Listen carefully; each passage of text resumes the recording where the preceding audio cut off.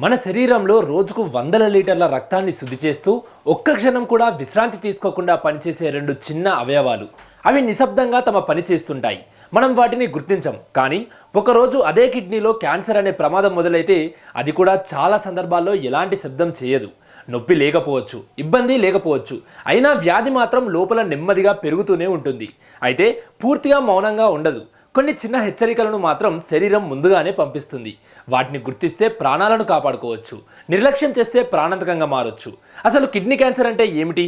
ఎవరికి వచ్చే ప్రమాదం ఎక్కువ? శరీరం ఇచ్చే మొదటి సంకేతాలు ఏవి? ఆధునిక వైద్యంలో అందుబాటులో ఉన్న చికిత్సలు ఎంతవరకు ఆశాజనకంగా ఉన్నాయి? Let's watch. మన శరీరంలో రెండు చిన్న అవయవాలు, కానీ అవి చేసే పని మాత్రం జీవితాన్ని నడిపించేంత కీలకం.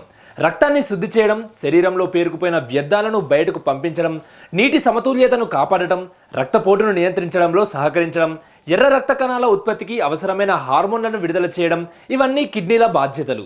ఇంత కీలకమైన అవయవాల్లో క్యాన్సర్ ప్రారంభమైతే మొదటి దశలో అది పెద్దగా ఎలాంటి సంకేతాలు ఇవ్వకపోవచ్చు.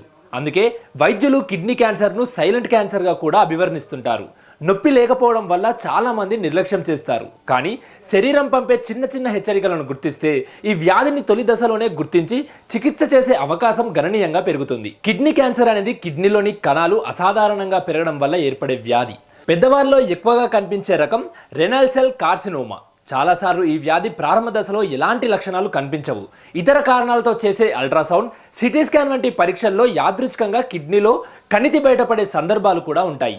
అందుకే కొన్ని క్యాన్సర్ల లాగానే ఇది కూడా నిశ్శబ్దంగా పెరుగుతూ ఆలస్యంగా బయటపడే ప్రమాదం ఉంది. కిడ్నీ క్యాన్సర్లో అత్యంత ముఖ్యమైన హెచ్చరికల్లో ఒకటి మూత్రంలో రక్తం కనిపించడం. కొన్నిసార్లు అది స్పష్టంగా ఎరుపు రంగులో ఉండొచ్చు, మరికొన్నిసార్లు గులాబీ లేదా గోధుమ రంగులో కనిపించవచ్చు. ఈ లక్షణం ఒకసారి వచ్చి మళ్ళీ కొన్ని రోజుల పాటు కనిపించకపోవచ్చు. అందుకే చాలా మంది దాన్ని చిన్న సమస్యగా భావించి వదిలేస్తారు. కానీ మూత్రంలో రక్తం కనిపిస్తే దాన్ని ఎప్పుడూ నిర్లక్ష్యం చేయకూడదు. అది కిడ్నీ క్యాన్సర్తో పాటు ఇతర మూత్ర సంబంధిత వ్యాధులకు కూడా సంకేతం కావచ్చు. కారణం ఏదైనా తెలుసుకోవడం కోసం వెంటనే వైద్య పరీక్షలు చేయించుకోవడం అవసరం. మరో ముఖ్యమైన లక్షణం నడుము వెనుక భాగంలో లేదా పక్కటెముకల కింద ఒక వైపున కొనసాగే నొప్పి. సాధారణ కండరాల నొప్పిలా వచ్చి తగ్గిపోవడం కాకుండా రోజులు వారాల పాటు అలాగే కొనసాగితే దానిపై శ్రద్ధ పెట్టాలి. కొన్నిసార్లు కిడ్నీ పరిణామం పెరగడం వల్ల పొట్ట పక్కన లేదా నడుము వైపు చిన్న గడ్డ తగిలినట్లు అనిపించవచ్చు. ఇవి ప్రతిసారి క్యాన్సర్కు సంకేతాలు కాకపోయినా వైద్య పరీక్షలు చేయించుకోవాల్సిన హెచ్చరికలుగా మాత్రం భావించాలి. కిడ్నీ క్యాన్సర్కు ఒకే ఒక్క కారణం ఉండదు. అనేక అంశాలు కలిసి ప్రమాదాన్ని పెంచుతాయి. ధూమపానం చేసే వారిలో ఈ వ్యాధి వచ్చే ప్రమాదం గణనీయంగా ఎక్కువగా ఉంటుందని అనేక అధ్యయనాలు సూచించాయి. పొగాకు పొగలోని హానికర రసాయనాలు రక్తం ద్వారా కిడ్నీలకు చేరి దీర్ఘకాలంలో కణాలపై ప్రభావం చూపే అవకాశం ఉంది. అలాగే అధిక బరువు, సంవత్సరాల తరబడి నియంత్రణలో లేని రక్తపోటు కూడా ప్రమాదాన్ని పెంచే అంశాలుగా గుర్తించారు. ఇంకొక ముఖ్యమైన విషయం మందుల వినియోగం. చిన్న నొప్పి వచ్చినా వైద్యుల సలహా లేకుండా తరచూ పెయిన్ కిల్లర్ మాత్రలు వేసుకోవడం కొందరిలో అలవాటుగా మారింది. అయితే కొన్ని రకాల నొప్పి నివారణ మందులను దీర్ఘకాలం అధిక మోతాదులో వాడితే కిడ్నీలపై ప్రతికూల ప్రభావం చూపే అవకాశం ఉందని వైద్యులు హెచ్చరిస్తున్నారు. ప్రతి పెయిన్ కిల్లర్ క్యాన్సర్కు కారణమవుతుందని చెప్పడం సరైనది కాదు. కానీ అవసరం లేకుండా మందులు వాడే అలవాటును మాత్రం తగ్గించుకోవాలి. కొన్ని కుటుంబాల్లో జన్యుపరమైన కారణాల వల్ల కూడా కిడ్నీ క్యాన్సర్ ప్రమాదం కొంత పెరిగే అవకాశం ఉంటుంది. అలాగే దీర్ఘకాలిక మూత్రపిండ వ్యాధులు, డయాలసిస్ పై ఉన్న కొందరిలో కూడా ప్రమాదం సాధారణ జనాభాతో పోలిస్తే ఎక్కువగా ఉండవచ్చు. అయితే ఇవి అందరికీ వర్తించవు. అందుకే వ్యక్తిగత ఆరోగ్య పరిస్థితిని బట్టి వైద్యుల సలహా తీసుకోవడం అవసరం. కిడ్నీ క్యాన్సర్ను గుర్తించడంలో ఆధునిక వైద్య సాంకేతిక కీలక పాత్ర పోషిస్తుంది. సాధారణ రక్త పరీక్షలు, మూత్ర పరీక్షలు కొంత సమాచారం అందించిన అల్ట్రాసౌండ్, సిటీ స్కాన్, ఎంఆర్ఐ వంటి ఇమేజింగ్ పరీక్షల కణితి పరిణామం, స్థానం గురించి స్పష్టమైన వివరాలు ఇస్తాయి. అవసరమైతే బయాప్సీ ద్వారా కణాల స్వభావాన్ని పరిశీలిస్తారు. వ్యాధి ఏ దశలో ఉందో తెలుసుకోవడం చికిత్సను నిర్ణయించడంలో అత్యంత ముఖ్యమైన అంశం.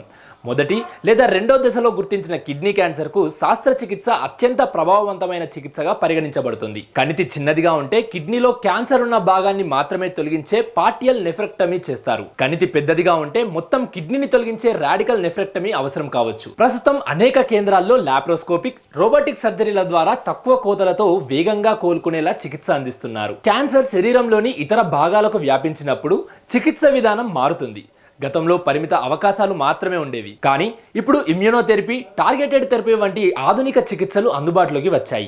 ఇమ్యూనోథెరపీ శరీరంలోని రోగనిరోధక వ్యవస్థను చురుకుగా చేసి క్యాన్సర్ కణాలతో పోరాడేలా సహాయపడుతుంది. టార్గెటెడ్ థెరపీ క్యాన్సర్ పెరుగుదలకు కారణమయ్యే నిర్దిష్ట జీవ రసాయన మార్గాలను లక్ష్యంగా చేసుకొని పనిచేస్తుంది. ప్రతి రోగికి ఒకే చికిత్స సరిపోదు. క్యాన్సర్ రకం, దశ, రోగి ఆరోగ్య పరిస్థితిని బట్టి వైద్యులు చికిత్సను ఎంపిక చేస్తారు. కిడ్నీ క్యాన్సర్ను పూర్తిగా నివారించే ఖచ్చితమైన మార్గం లేకపోయినా ప్రమాదాన్ని తగ్గించే జీవనశైలి మాత్రం మన చేతుల్లోనే ఉంది.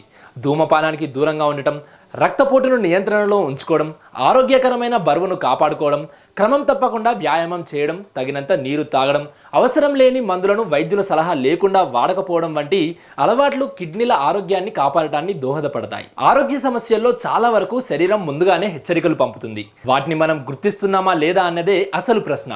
మూత్రంలో రక్తం కనిపించడం, ఒకే వైపున తగ్గని నడుము నొప్పి, కారణం లేకుండా బరువు తగ్గడం, దీర్ఘకాలిక అలసట, ఆకలి తగ్గడం వంటి లక్షణాలను చిన్నచూపు చూడకపోతే కిడ్నీ క్యాన్సర్ను ప్రారంభ దశలోనే గుర్తించే అవకాశం ఉంటుంది.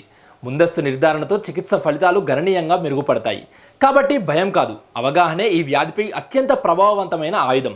సమయానికి వైద్యులను సంప్రదించడం, అవసరమైన పరీక్షలు చేయించుకోవడం, ఇవే కిడ్నీలను, ప్రాణాలను కాపాడే అత్యంత కీలకమైన నిర్ణయాలు.